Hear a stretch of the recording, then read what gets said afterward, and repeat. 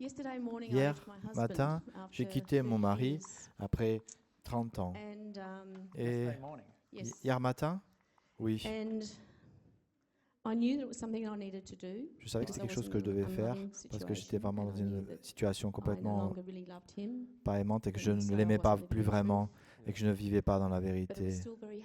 C'était toujours très dur et j'étais très triste. C'est le sentiment que j'ai encore. Je suis ici venu ici et après vous m'avez parlé d'âme jumelle. Et du coup j'ai quelques questions. Pourquoi est-ce que c'est si dur? Pourquoi c'est si triste? Je suis si triste. C'est si triste. Et pourquoi une discussion que j'ai eue avec d'autres femmes aussi, mais pas avec moi de manière évidente.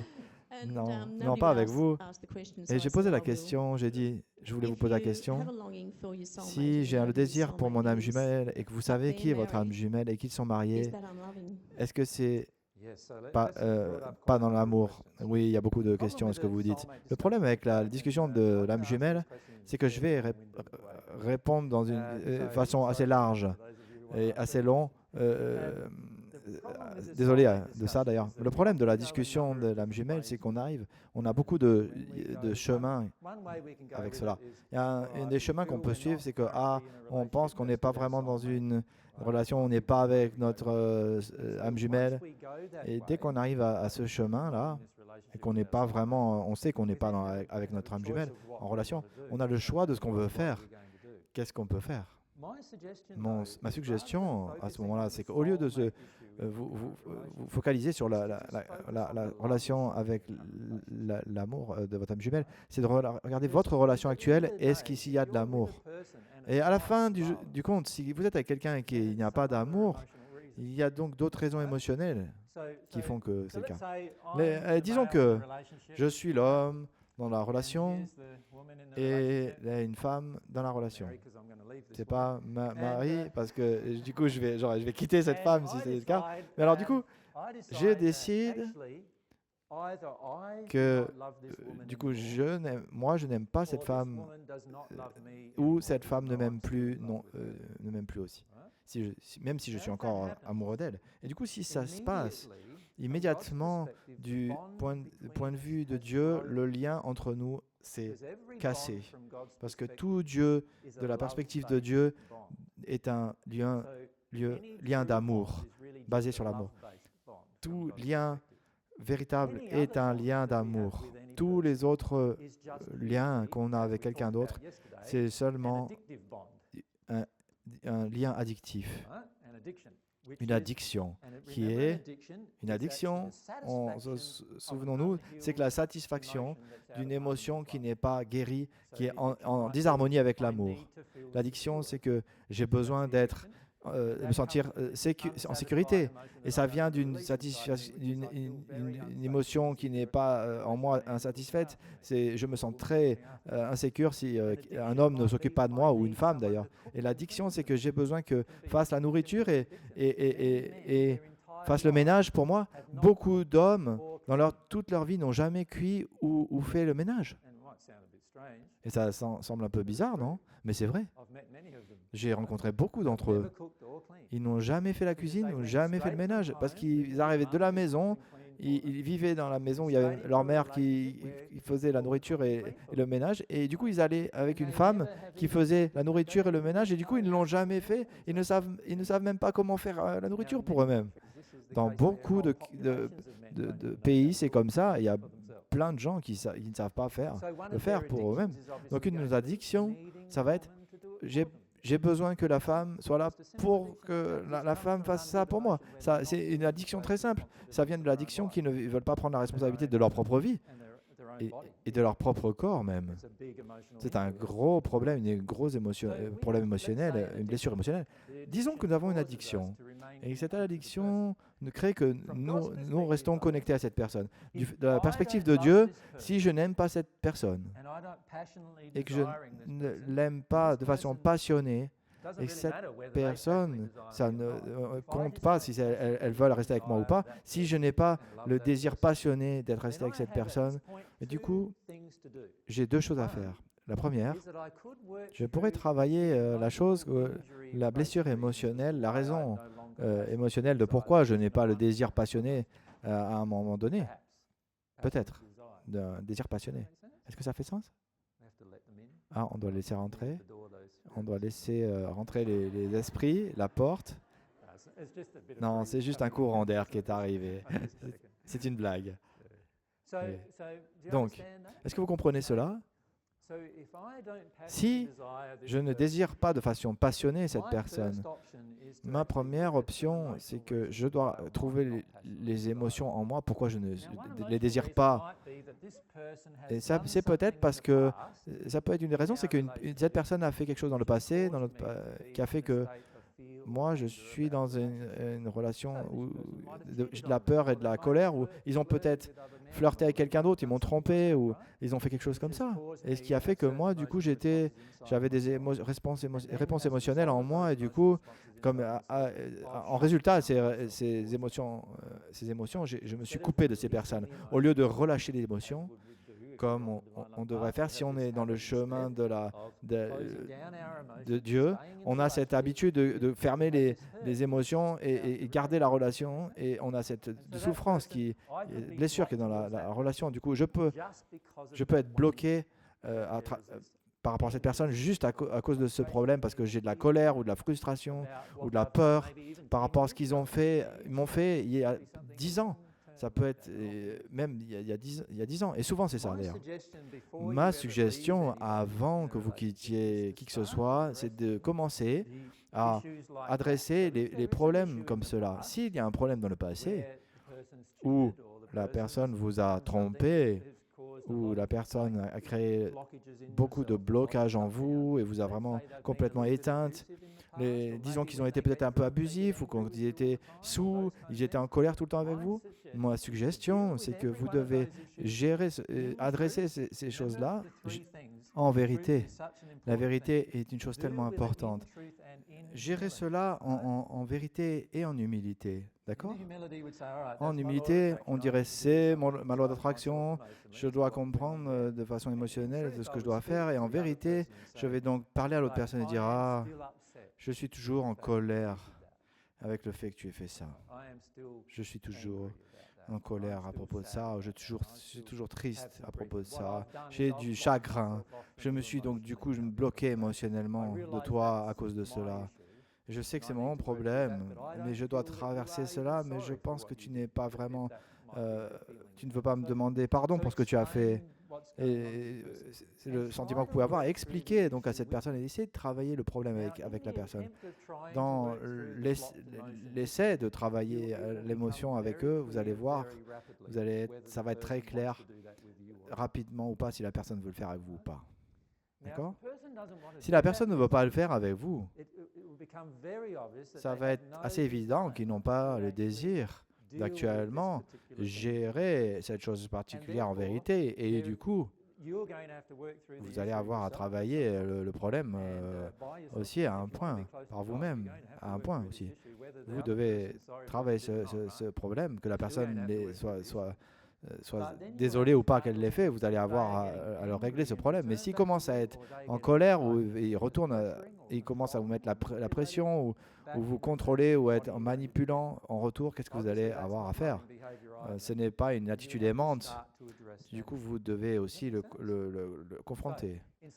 Et du coup, pour commencer à adresser ce problème-là, ça va être assez évident que vous allez comprendre si vous allez rester avec cette personne ou pas. S'il n'y a pas d'amour, rappelez-vous que l'amour est le vrai bond entre vous. Si vous savez que vous n'êtes pas amoureux de cette personne, du point de vue de Dieu, le lien est cassé. Si vous savez que cette personne ne vous aime plus non plus, de la perspective de Dieu, le lien est cassé. Ça ne change pas si vous avez un certificat de mariage ou même si ce certificat de mariage est cassé. Maintenant, vous avez deux choix. Vous avez deux choix.